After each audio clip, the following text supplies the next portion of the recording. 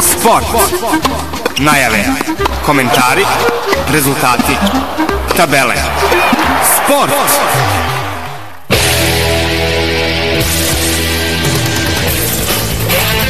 Nakon što je zbog vremenskih neprilika otkazano 17. kolo BiH nogometne premijer lige Bosne i Hercegovine, prema najnovijim informacijama novog odgađanja utakmica u Bosni i Hercegovini neće biti, jer je Nogometni savez Bosne i Hercegovine potvrdio da će prve četvrtfinalne utakmice Kupa Bosne i Hercegovine zakazane za srijedu biti igrane po planu, a to znači u 15 sati sutra na stadionu Banja Ilidža Zvijezda dočekuje Olimpik.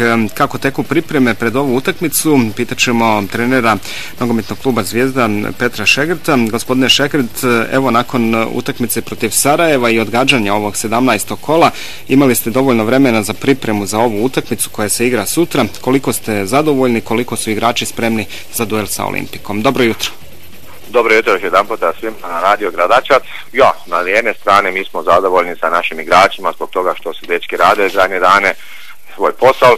Nemamo nikakve teške povrede, Malko još uvijek buba, Dijata ima Malko povreda sa zadnjim ložom, Andrej je Malko imao temperaturu, Ali Basić je pao bio negdje i tu je Malko na okudu povrijeđen bio, a još to je ostalo, će vjerovatno sve moći igrati, to ćemo normalno danas u zadnjem treningu vidjeti. Ipak je to najveći uspjeh Zvijezde Gradačac u svoje historije u kupu, to znači takvoga uspjeha još Gradačac nije imao. Ja bi normalno pozvao što više gledalaca da dođe na tu utakmice. Ja ne možem garantirati rezultat, ali možem garantirati da ćemo u ove najveće utakmice koje Gradačac do sada ima Zvijezda u kupu historije svoje, da ćemo sve dati od nas i probamo da napravimo senzaciju.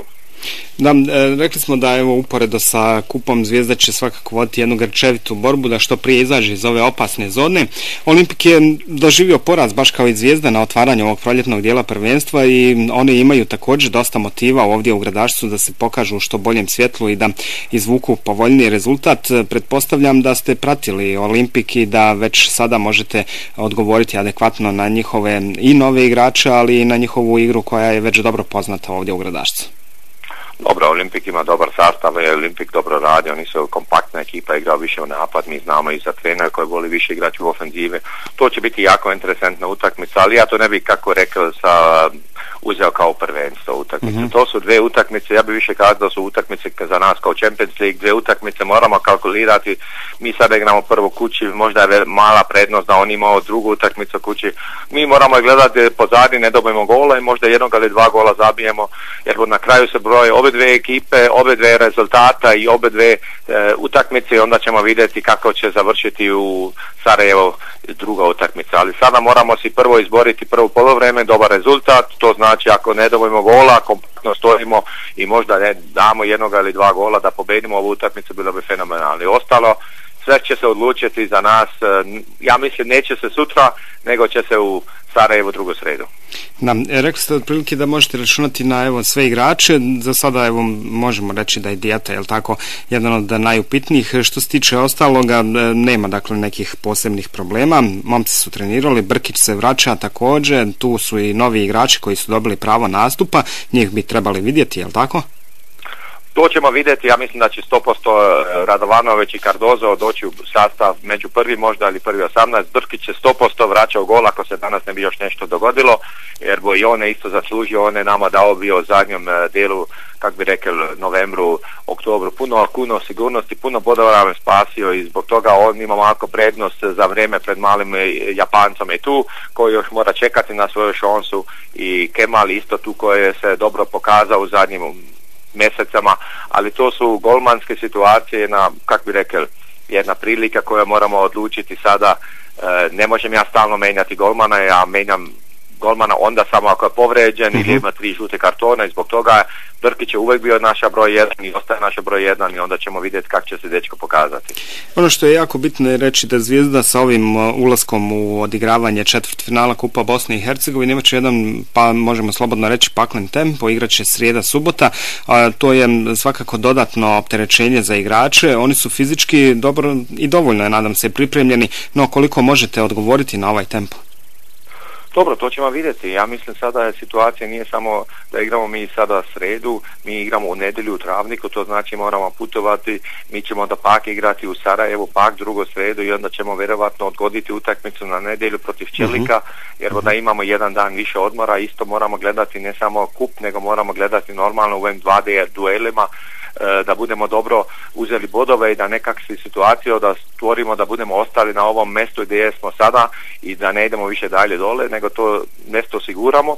Ja sam bio na vikendu u Zenici, tamo je igrao Čelik Travnik i vidio sam dvije ekipe koje nisu loše, 3 sata gore voziti za 1,5 sat, onda i 3 sata nazad vraćati, a utakmica oni su nešto promerili, igrali su samo 30 minuta, zbog toga nije tako bilo to na umetnoj travi, ali dosta sam vidjeli, za mene se ti 7 ili 8 sata što sam bio na putu u subotu, izvinite, u nedjelju isto, za mene to je jako važno bilo da sam mogli igračima odmah u nedjelju u treningu reći. To je važno jer to trener mora svaki raditi, za mene jako je naporno bilo na snijegu putovati. Zbog toga kažem, igrači rade svoj posao, ja kao trener radim 100% moj posao. Kada smo razgovarali pred početak ovog proljetnog dijela prvenstva, rekli ste da ste evo dosta radili na saniranju, da tako kažemo, situacije vezane za brojne pritiske, što financijske, što organizacione i tako dalje, kako bi Zvijezda što bolje i lakše krenula u nastavak prvenstva. Da li je se to stanje stabilizovalo, da li Zvijezda sada, kako to mi ovdje možemo i volimo reći, rahat može nastaviti takmičenje, da li ste i dalje opterećeni financijskim dugovima, mada je to možda pitanje za upravu ili evo za ljude koji vode klub, ali evo znam da i vi dosta toga i polažete i ulažete kako bi Zvijezda što bolje i što lakše nastavila takmičenje. Dobro, gledajte, ja još jedan puta, što sam ja radio, da dajem privatne novac za klub, to sam ja radio, nisam dao da mi neko bude zahvalan ili da se, kako bi rekli, ja sada gledam nekakve interese moje privatne. Ja mislim da je za mene bila ta situacija da sam htio pomoći klubu, spasiti situaciju, klub nije imao te mogućnosti od ove dane da tu toliko novaca nabavi koliko sam ja mogla dati od mojega privatnog džepa, ali normalno ja to radim zbog igrača, ja to radim zbog kluba i zbog navijača i zbog toga grada, jer sam ja to kažem grada jako raželim. Normalno me je sada ova izjava od Mustave, od naših predsjedništva iznenadila, kako on mene rekao pred svima ljudima u ekipi i svima ljudima da sam sam kriv što sam dao novac, ali normalno, ja to moram prihvatiti.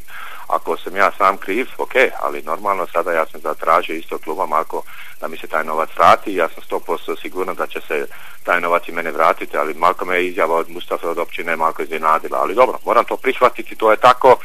Ja znam da nema u sportu zahvale, ali nisam to očekivao, Marko sam se bio, kako bi rekao, iznenadio pred igračima, evo igrači su mi isto rekli, to nam pokaže samo kako se naš rad cijeni. Ja mislim da je to velika glupost bila, ali dobro, to mora svaki za sebe.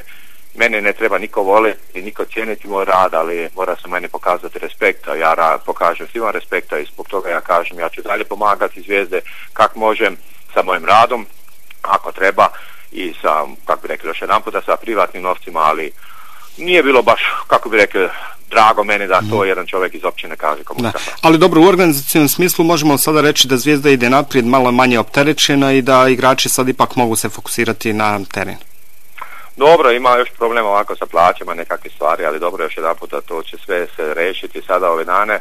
Igrači, i mi imamo još uvijek te financijske probleme, taj klub to...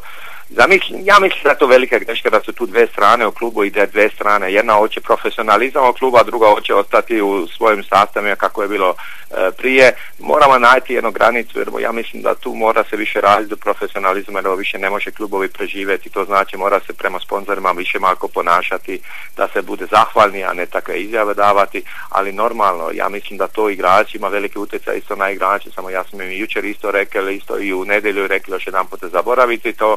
Nemojte se vi briniti ni za mene, ni za novac.